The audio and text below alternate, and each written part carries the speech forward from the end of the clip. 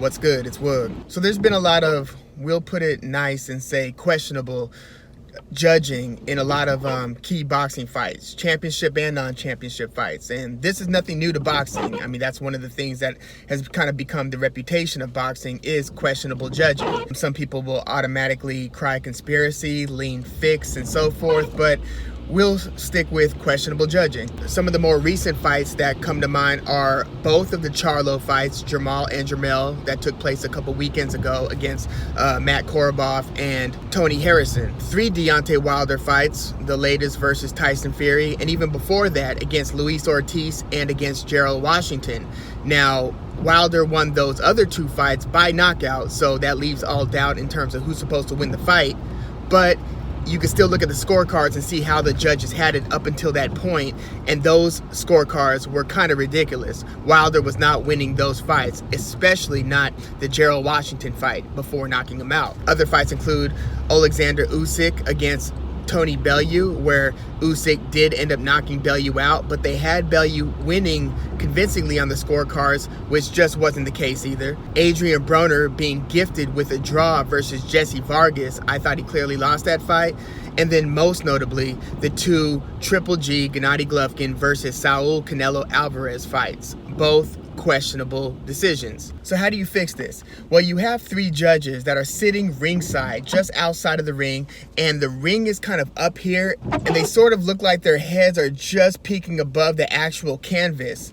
And so even if you take the height or the vantage point or lack of vantage point that they're watching the fight from, also consider that they're only on one side of the ring. So while we're watching the fight on TV, whatever the broadcast is, we have access to the different camera angles. If the fight starts to carry off into one side of the ring, they'll switch the camera angle so you can see the punches landed and the action that's taking place on the other side. Whereas if the judges are on one side and the fight is taking place on their side, then moves to the other side of the ring, the person whose back is to the judges throwing punches on the far side of the ring, the landing or the non-landing and the effectiveness of the punches is obscured by the fighter's body. So the judges really only have an optimal angle from one side of the ring.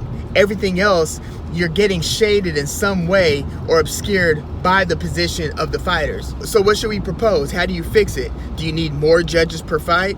I don't necessarily think that that's the case, but I do think that perhaps a hybrid of having maybe a couple judges, 1, 2, or 3, who are sitting ringside in the traditional way that the judges judge the fights, and then have a couple of judges, it could be 1, 2, or 3, who are watching it from the broadcast that you and I are watching the fights on.